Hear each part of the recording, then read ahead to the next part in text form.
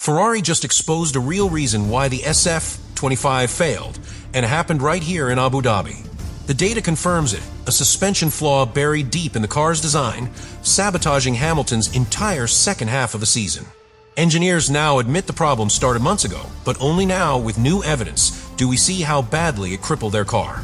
Subscribe now, because this isn't just a technical issue. This is the brutal truth behind why Hamilton never even got close to winning in 2025. Ferrari's engineering team entered Abu Dhabi with one clear mission: end the season with clarity, if not with victory. But instead of progress, they uncovered confirmation of their deepest fear. During FP2, telemetry revealed that the rear suspension of the SF-25 was operating outside its intended parameters under cornering load. That data matched a pattern first seen as far back as March, yet only now, with new chassis and damper telemetry overlays, did the evidence become undeniable. The flaw isn't just in setup, it's in the fundamental suspension geometry of the car itself. The issue centers on how the SF-25 manages vertical loads and pitch through slow-speed corners. Ferrari confirmed that under heavy braking, especially on circuits with uneven tarmac like Yas Marina, the rear end becomes unstable not unpredictably, but consistently. What makes this worse is that the engineers were already chasing this instability with mechanical workarounds that mask the root cause instead of fixing it. Now they've admitted it, the chassis response itself is flawed and no amount of tuning could have saved it during the season. This has direct consequences for Lewis Hamilton. Since joining Ferrari, he has delivered consistency, professionalism, and speed in qualifying, but the car never let him convert that into wins. In multiple races this year, Miami, Suzuka, and now Abu Dhabi, the SF-25 showed the same trait, fast on a single lap, but wildly inconsistent over race stints. The newly released data explains why. Hamilton was fighting a car that couldn't maintain rear stability once the fuel loads dropped and the car began flexing more aggressively through long stints. In Abu Dhabi FP1, Hamilton was seen experimenting with alternate ride height settings, an unusual move this late in the season. During FP2, Ferrari applied a last-minute damper adjustment that aimed to reduce rear squat on throttle application. It failed. The rear still stepped out of line in turns 11 and 14, and Hamilton reported over the radio that traction's coming in waves. What the engineers saw in that data was the same anomaly they've been tracking since Imola's spike in vertical oscillation that shifts the car's weight laterally, destabilizing corner exits. The newly released evidence isn't just another technical. Note, it's an autopsy. Ferrari has now gone public with what internal documents describe as a geometry asymmetry amplified by dynamic load. In simpler terms, the car flexes unevenly, and when it does, the rear tire load isn't equalized properly across both wheels, causing Hamilton to lose grip mid-phase. That's not a setup problem. It's a design limitation, and explains why both Hamilton and Leclerc complained about inconsistent rear-end feedback for most of the season. What makes this even more damaging is that Ferrari only confirmed the root cause now at the very end of the season. The engineering team admits they misdiagnosed the issue for most of the year, believing it was tied to diffuser stalling or aggressive energy deployment. But in Abu Dhabi, with new dampers fitted and adjusted camber settings, the problem didn't change. That's when they finally isolated it to chassis flex interacting with the rear suspension. And by then it was too late. The car could no longer be saved in time to help Hamilton secure a victory before year's end. This revelation casts a shadow over what was supposed to be Hamilton's redemption arc in red. Instead of a comeback, 2025 ended with one of the most frustrating seasons of his career. Ferrari's admission in Abu Dhabi doesn't just explain the poor performance, it exposes a fundamental flaw in how the car was developed from the start. The evidence is now public, and with it comes a brutal truth. Hamilton was never given a car capable of winning in 2025. Not because he lacked pace, but because the SF-25 was compromised from day one. Lewis Hamilton entered the weekend determined to extract everything from the SF-25, and in FP1, he looked composed. He ended the session fourth on the timesheets with a lap of 1 minute, 24 seconds, and 629 thousandths. On paper, that was promising, but the real story was buried in the data traces. Engineers noticed that in Sector 3, especially out of turn 14, Hamilton had to lift earlier than expected to prevent the rear stepping out. Even on soft tires, the car didn't allow full deployment, and the traction loss was evident when comparing overlays to both Red Bull and McLaren. In FP2, the contrast became more visible. Ferrari sent both drivers out on identical medium tire runs with similar fuel loads. Charles Leclerc produced consistent times in the 1 minute, 29.8 range. Hamilton started strongly, but his stints quickly dropped into the 1 minute, 30.3 bracket. The degradation pattern wasn't normal. He wasn't overdriving the car, yet the tires overheated faster on his end. Onboard footage showed Hamilton making multiple small steering corrections mid-corner. The rear instability wasn't dramatic, but it was constant, forcing him to drive within a narrower window just to keep the balance. The long-run telemetry added context. On medium tires, Hamilton's degradation curve spiked after lap 4, while Leclerc stayed flat until lap 7. Engineers later confirmed that Hamilton was experiencing asymmetric loading on the rear tires. One side was heating faster than the other, producing uneven wear and requiring earlier liftoff through long corners. That's not driver error. It's a mechanical behavior that aligns precisely with Ferrari's internal findings. The data matched previous patterns seen in Singapore and Mexico, confirming that this wasn't a one-off trait of Abu Dhabi. It was baked into the SF-25's architecture. Ferrari attempted to compensate mid-session with damper and ride height adjustments, targeting rear-end squat and pitch sensitivity. But the results were negligible.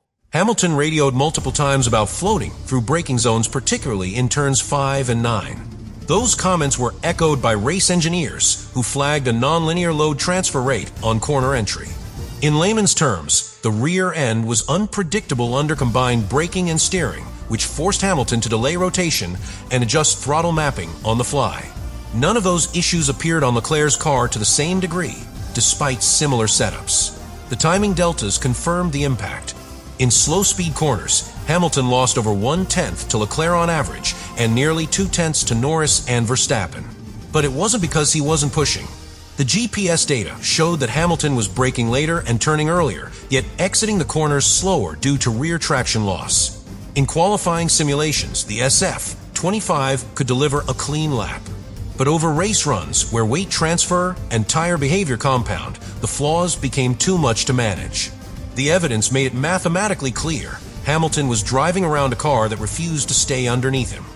One of the clearest moments came late in FP2, when both Ferrari drivers switched soft tires for a final run. Leclerc improved, ending in P6. Hamilton, however, struggled to piece together a clean lap. He backed off in Sector 3 after reporting rears gone again and aborted the run. The car wasn't reacting to the setup changes, only exposing the limits of its mechanical design.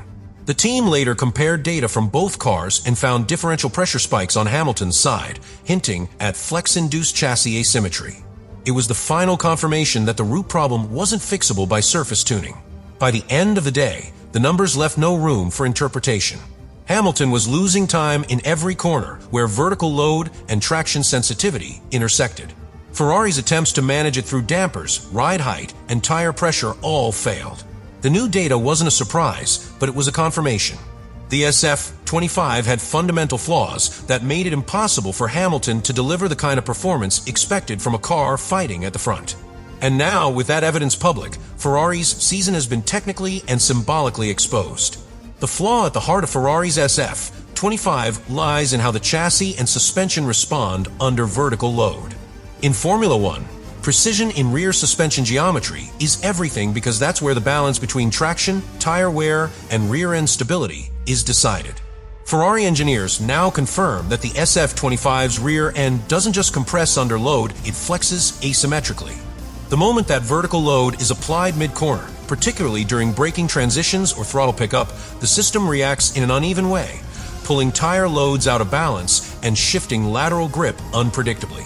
This dynamic instability isn't obvious in simulations or wind tunnel sessions. That's why Ferrari missed it during the development phase. In the simulator, where inputs are modeled under ideal conditions, the car behaved within expectations. But once on real circuits, particularly those with elevation changes or aggressive curbing, the irregular weight distribution through the rear axle exposed itself. Yas Marina, with its low-speed chicanes and multiple braking zones, turned out to be the perfect environment to bring that weakness to the surface once and for all. Technically, the failure is tied to a mismatch between rear anti-dive setup and chassis flex patterns. Ferrari's SF-25 appears to have been designed with a stiffer rear-end philosophy, prioritizing entry stability and mid-corner support. But when vertical and longitudinal loads combine, like in the braking phase, before turn 6 the rear suspension collapses slightly unevenly. This isn't visible from the outside, but telemetry reveals it as an oscillation in the ride height delta between left and right rear dampers. That irregularity directly compromises tire contact patches, leading to instability, traction loss, and unpredictable grip thresholds. What makes this particularly damaging is that Ferrari engineers were trying to fix the problem without knowing it existed. Throughout the season, they blamed the car's inconsistency on energy deployment maps, diffuser stall, or aggressive tire camber.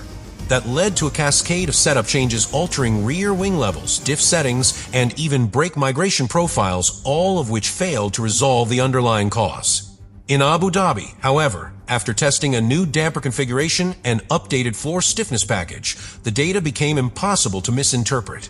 The flaw wasn't in balance, it was in structure. One of the clearest indicators of the flaw came from Hamilton's own driving style. Known for his ability to trail brake and carry corner speed while keeping the car stable, Hamilton struggled to apply his usual input pattern in the SF-25. Whenever he attempted to rotate the car mid-corner with brake modulation, the chassis would react with inconsistent weight transfer, compromising the rear. Ferrari's post-session analysis revealed that Hamilton's style amplified the flaw, while Leclerc's slightly more conservative turn-in masked it at least temporarily.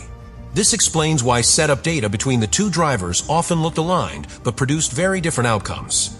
Ferrari's internal review now classifies the issue as a load line instability event. Essentially, the car's suspension no longer behaves as designed once a specific vertical G-force threshold is crossed.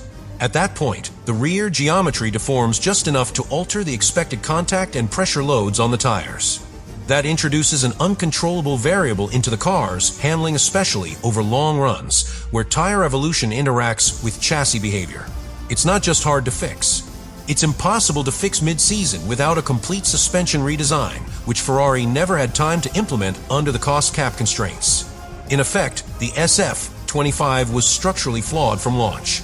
It passed all standard FIA load tests. It performed well in CFD and dyno simulations, but it failed in real racing conditions. That failure wasn't a question of strategy, setup, or driver performance. It was mechanical, silent, and invisible until now. Ferrari's Abu Dhabi findings confirm that no matter what Lewis Hamilton did this year, the car was never capable of winning. It wasn't his race aircraft that fell short. It was the machine beneath him.